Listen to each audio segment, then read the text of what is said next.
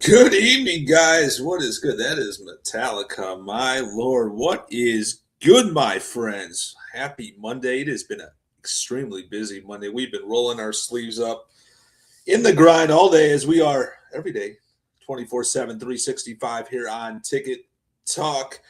What is good? TicketCon 2026. I believe we announced Randy Nichols is joining us here at TicketCon, entering the Lions Den. So, guys, I want you to save the date Sunday night, July 26th. Hey, spend the entire weekend. Come in on Friday. Chill with us on Saturday for a happy hour. Come to the main event on Sunday from 3 to 10 and enjoy your weekend in the hot Bourbon Street of New Orleans as we reimagine ticketing. TicketCon 2026. Link is in my bio to buy tickets. So make sure you buy before I up the prices because, hey, we live in a dynamic ticketing price world. And you know that I'm not keeping the price the same. TTAB. Guess what we are going to do with the Ticket Talk Association of Brokers? We are putting this group together rapidly. We've been in existence for less than 2 weeks, like 10 days. I want you guys to join the fight, be a part of an association that actually takes action and does things, unlike other associations in the ticketing space. So join the T-Tab. I want anyone from a reseller that's just starting out of college. We got a guy named Jacob in the group who's awesome yesterday. I want somebody that does millions and millions of dollars in ticket sales. We are a group that accepts everybody from somebody that just got into ticketing to somebody that is a whale in ticketing. And we have those types of people that we represent everybody in the T-Tab as we fight against bad practices, against StubHub, other marketplaces, and protect the future of a great association of ticket reselling here with the T-Tab. So I encourage you to join. DM me with questions. We're going to do a webinar on Friday afternoon to open up the T-Tab. We're going to have a board meeting in Atlanta later this month to really put this together. And hopefully by summer, by like TicketCon, this association will be full-fledged and we will be literally operating, taking action on all cylinders. But today was the big Metallica pre-sale with the Vegas Spheres. So let's kind of go over it. It's been such a busy day, guys. My lord. I mean, before we go over Metallica, Bonnaroo used to be a great festival. Brian Fish used to attend, MCF's brother, and they can't even get people. They're doing $25 down on layaway to go to Bonnaroo. Didn't like Eminem used to headline that MCF a couple years ago? And you know, the PWHL is outselling the New York Rangers. Like, women's hockey is big. And, you know, there it is, Randy Nichols headlining at TicketCon 26. You guys want to see him, you know. And I want to go back to Metallica here. So here we go. This is kind of the thesis of tonight's show. You know, I think the thesis of the Sphere of all acts, taken by a great artist named Garth Brooks, was to put a couple shows on sale, and as they sell out, you add out more shows. And that's kind of been the thesis of way the Vegas Sphere has been rolling the last 2 years. Obviously, we've seen it happen with the Eagles. We've seen it happen with Backstreet Boys. We've seen it happen with Dead and Company.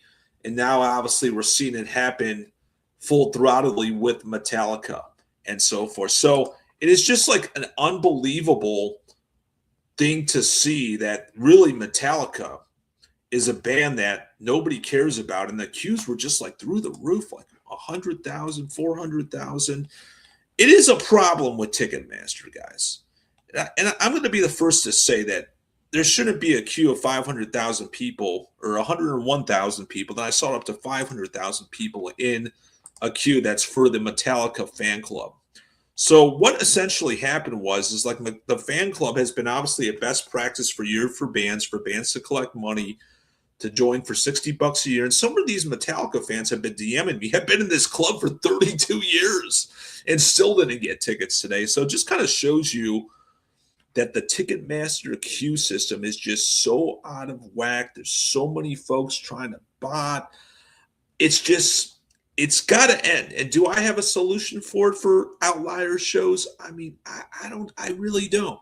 But here's the point. You can put the screen back on me, producer MCF. Is that for these outlier acts like Metallica, Taylor Swift, Harry Styles? Here's the deal, guys. And I try to give you guys a conversation specifically for the fans. There's always going to be yapping and bitching about how there's not enough tickets for everybody. And you can say that like Randy talks about this on his side and yada, yada, yada. So the fact of the matter is, guys, for these outlier acts that have so much demand in them, there's no way impossible you're going to please everybody at a pre-sale or an on sale. There's just too many people going after the tickets, whether it's resellers or fans at the same time. My point is to Metallica fans.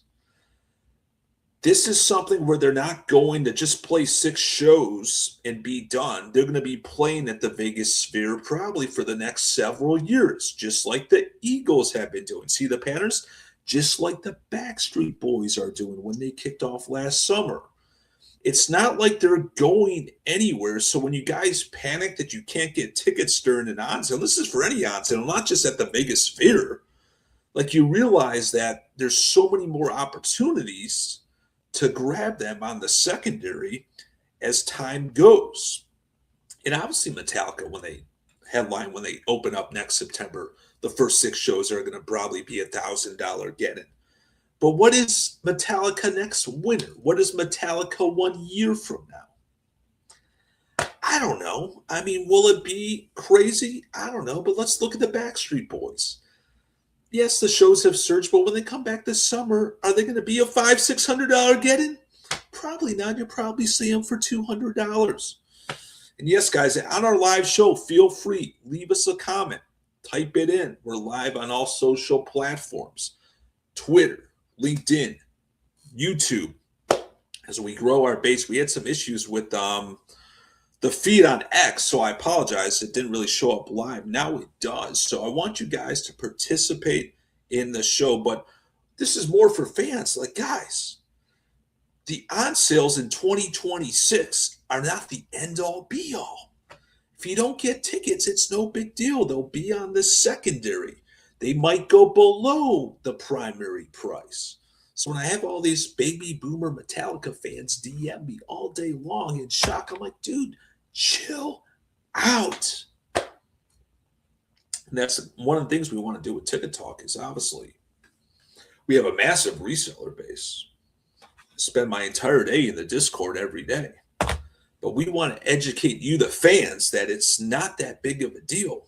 And that's why it is so important to have an open market. Now, it's not good when you have exchanges like StubHub just screw over the fan. And you know that their earnings come out on Wednesday at closing at 4:30, 5 o'clock p.m. And we'll be live for it during the Q&A session with Eric Baker. And I'm going to have to do all we can to disguise myself to get a question in. And we'll show it live here on Ticket Talk on Wednesday.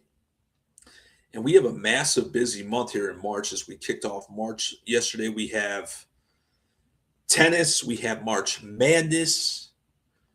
I mean, we just have so many things going on in the month of March. We have NBA, NHL, Bruno Mars, BTS is kicking off soon. I mean, look, it's just an unbelievable spring of 2026 for live events.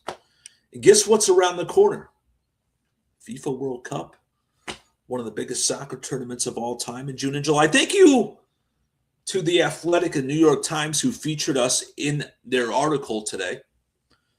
And anyone that puts out our publicity, anyone that uses us at the Ticket Talk Network, it's a Pulitzer Prize piece. And I thank Henry from The Athletic, owned by the New York Times, for putting us in that FIFA World Cup article. I don't know if MCF has to show it real quick.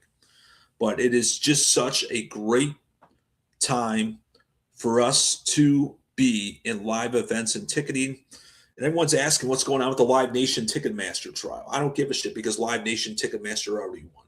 So you have all these other media outlets. We talked about this last week that the premise of the case was determined. Ticketmaster Live Nation are not breaking up. They're going to have to give up a couple concessions, but they are not breaking up whatsoever. So I'm not covering it. We'll let the other mainstream medias do that, but make a great Monday evening ahead. We got so much going on this week. My head's spinning. We'll talk tomorrow. Stay lean and clean.